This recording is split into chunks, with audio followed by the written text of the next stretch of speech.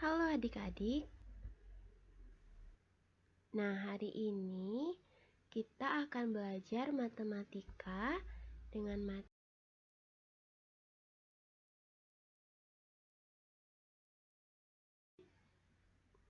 bangun datar. Baik, sebelumnya apakah adik-adik sudah tahu apa itu bangun datar?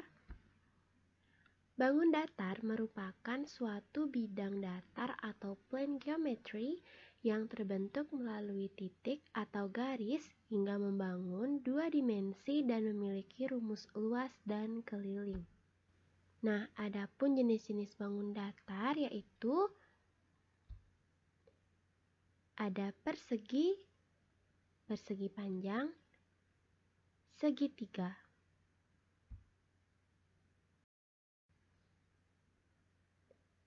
Kemudian ada jajar genjang, trapesium, layang-layang. Dan dua yang terakhir yaitu ada belah ketupat dan juga lingkaran.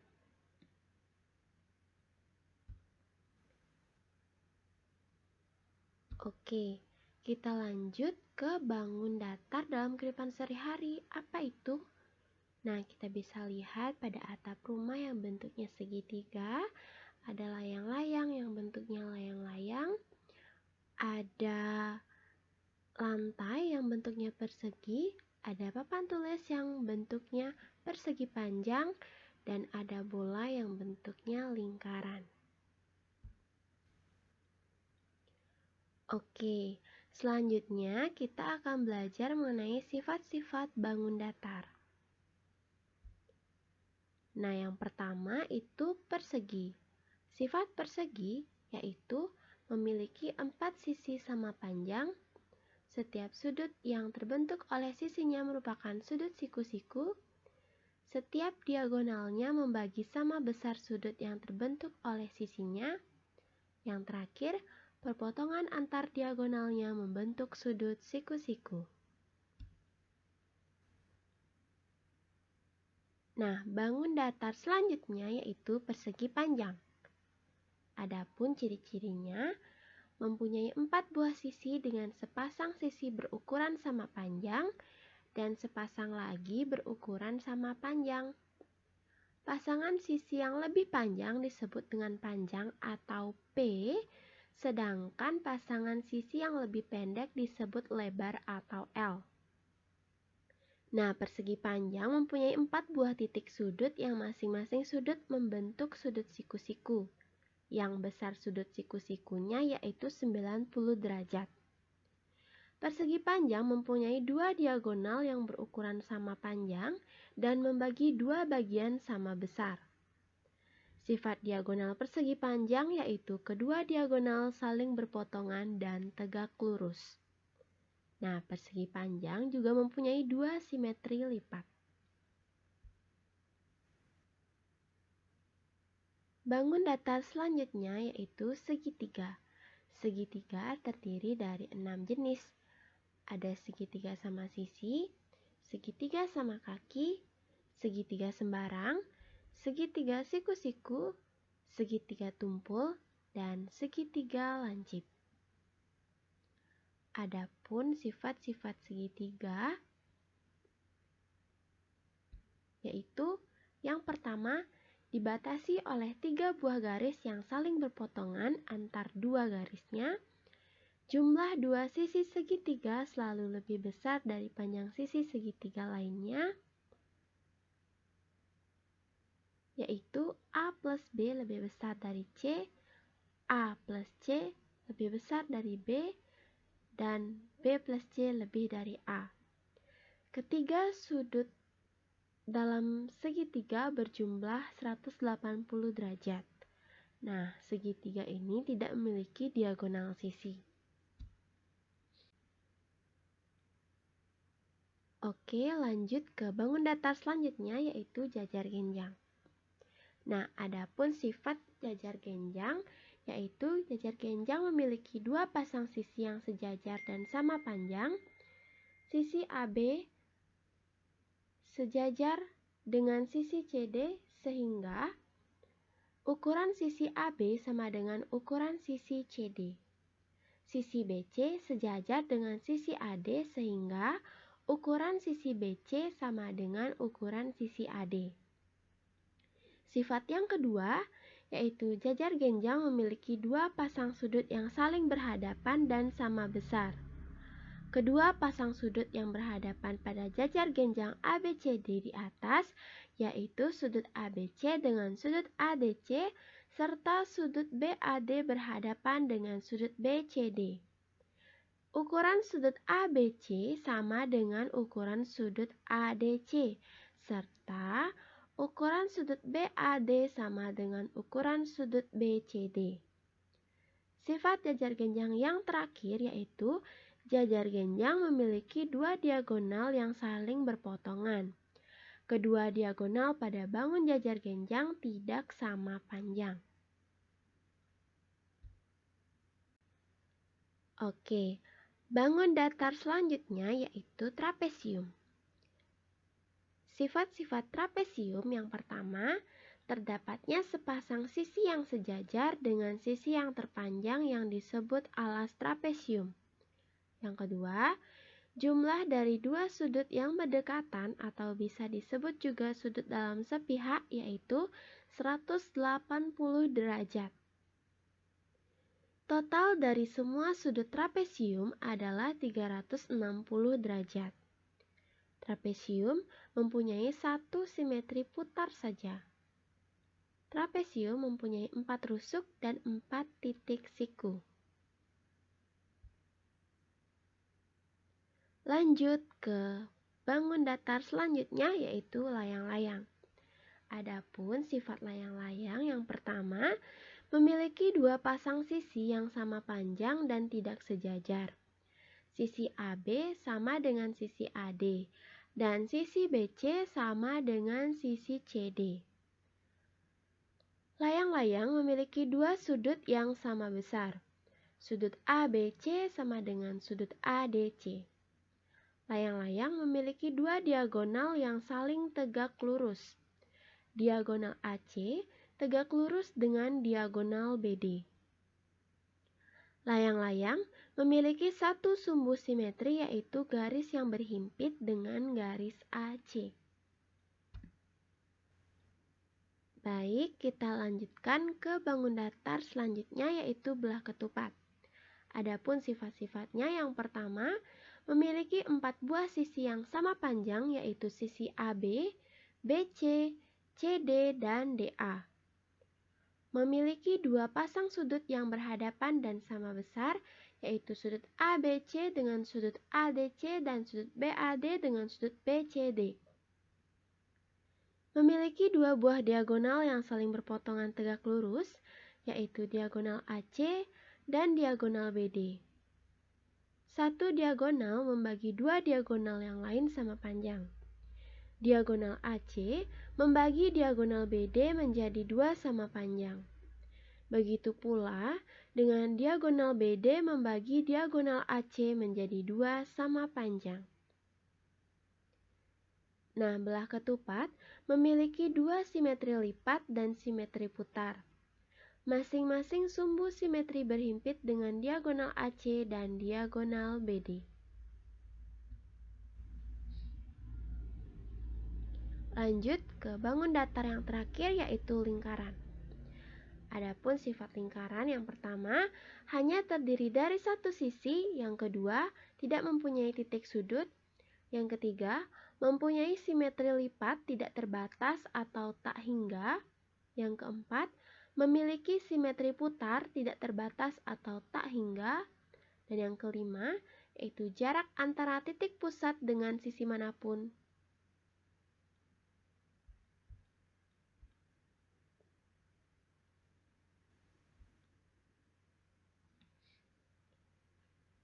Baik, kita lanjutkan ke pembahasan yang selanjutnya mengenai kesebangunan.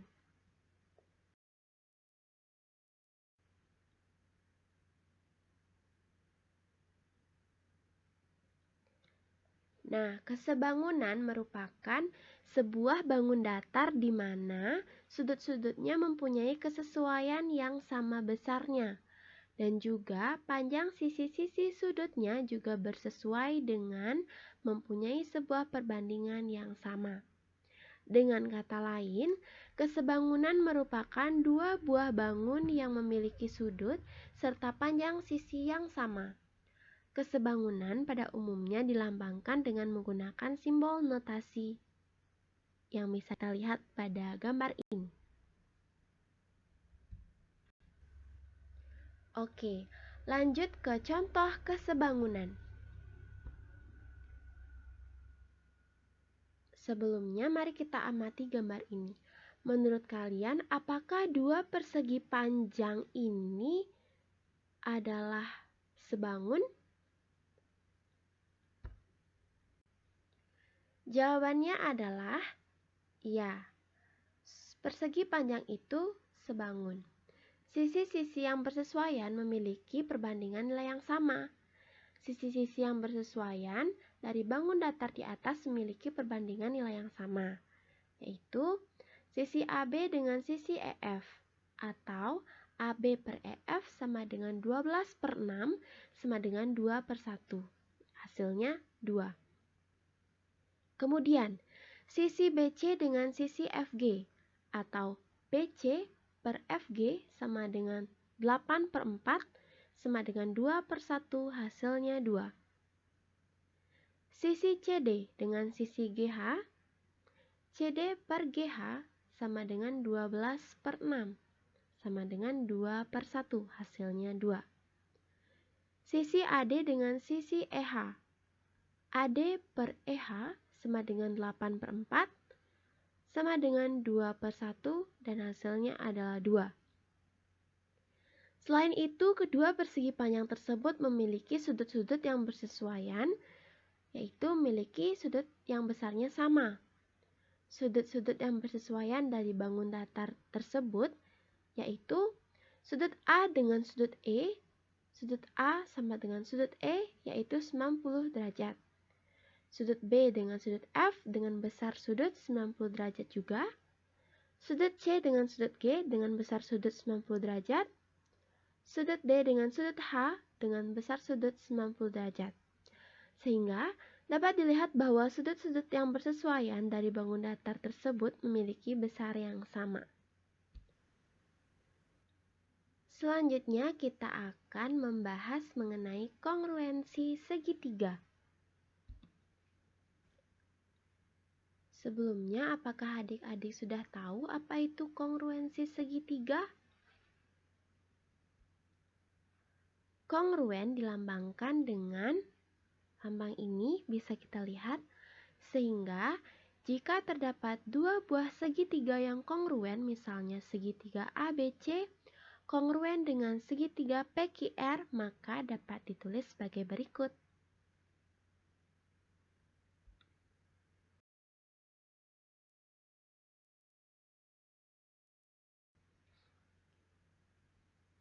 Oke, lanjut. Kita perhatikan gambar segitiga ini. Sudah? Selanjutnya, kita dapat menyimpulkan dari gambar tersebut diketahui bahwa segitiga ACM adalah segitiga sama kaki. Perhatikan, sisi AP merupakan garis tinggi segitiga ACM, sehingga membentuk segitiga ACP dan segitiga AMP. Pertanyaannya, apakah segitiga ACP kongruen dengan segitiga AMP? Jawabannya adalah segitiga ACP kongruen dengan segitiga AMP karena yang pertama, segitiga ACP dapat tepat menempati segitiga AMP dengan cara mencerminkan segitiga ACP terhadap garis AP atau semua sisi segitiga ACP memiliki panjang yang sama dengan segitiga AMP. Yang kedua, segitiga CAM merupakan segitiga sama kaki sehingga sudut ACP sama dengan sudut AMP. Sudut pada kaki segitiga sama kaki segitiga CAM. Dan sudut APC sama dengan sudut APM yaitu 90 derajat. Ini berakibat sudut CAP sama dengan sudut MAP. Dari uraian di atas diperoleh kesimpulan sebagai berikut. Sifat-sifat dua segitiga yang kongruen.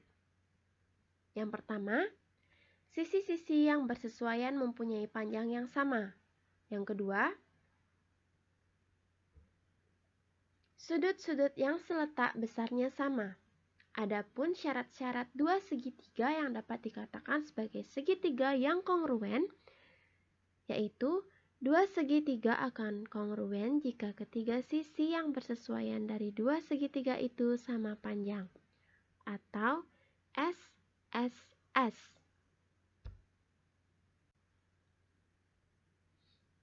Selanjutnya, perhatikan gambar berikut. Nah, garis QS merupakan diagonal jajar genjang PQRS yang membaginya menjadi dua buah segitiga, yaitu segitiga PQS dan segitiga RSQ. Apakah segitiga PQS kongruen dengan segitiga RSQ? Nah, pada jajar genjang PQRS, sisi-sisi yang berhadapan sejajar dan sama panjang, yaitu garis QS merupakan diagonal jajar genjang PQRS yang membaginya menjadi dua buah segitiga, yaitu segitiga PQS dan segitiga RSQ. Apakah segitiga PQS kongruen dengan segitiga RSQ? Pada jajar genjang PQRS, sisi-sisi yang berhadapan sejajar dan sama panjang yaitu PQ dengan sisi SR, sehingga PQ sama dengan SR. PS sejajar dengan QR, sehingga PS sama dengan QR. Selanjutnya, QS adalah diagonal bidang, sehingga QS sama dengan SQ. Dengan demikian, sisi-sisi yang bersesuaian dari segitiga PQS dan segitiga RSQ sama panjang. Jadi, segitiga PQS dan segitiga RSQ kongruen. Lanjut, perhatikan gambar berikut. Nah, di sini ada dua buah segitiga, itu segitiga DEF dan segitiga LKM. Dua segitiga akan kongruen jika dua sisi pada segitiga pertama sama panjang dengan dua sisi yang bersesuaian pada segitiga kedua, dan besar sudut apit dari kedua sisi tersebut sama. Nah, pada gambar tersebut, sisi DE sama dengan KL, sudut D sama dengan sudut K, dan sisi DF sama dengan sisi KM. Jika kita mengukur panjang sisi dan besar sudut lainnya, yaitu sisi EF dan LM, sudut E dan sudut L, serta sudut F dan sudut M, maka akan diperoleh EF sama dengan LM, sudut E sama dengan sudut L, sudut F sama dengan sudut M. Dengan demikian, pada segitiga DEF dan segitiga KLM, berlaku panjang DE sama dengan KL, EF sama dengan LM, dan DF sama dengan KM. Ini berarti bahwa pada segitiga DEF dan segitiga KLM, sisi-sisi yang bersesuaian sama panjang. Selain itu, besar sudut D sama dengan sudut K, sudut E sama dengan sudut L, dan sudut F sama dengan sudut M. Ini berarti bahwa sudut-sudut yang bersesuaian sama besar. Hal ini menunjukkan bahwa segitiga DEF dan segitiga KLM memenuhi sifat dua segitiga yang kongruen.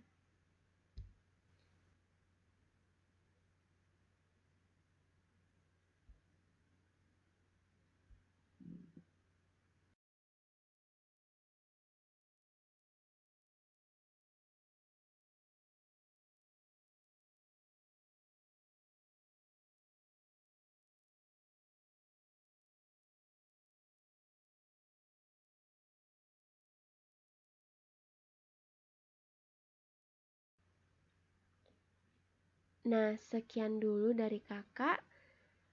Sampai ketemu lagi dengan kakak, yaitu Kak Nindya. Semoga materi tadi bisa membantu kalian dalam memahami materi mengenai konsep bangun datar, kesebangunan, dan kongruensi segitiga. Baik, sekian. Terima kasih. Dah.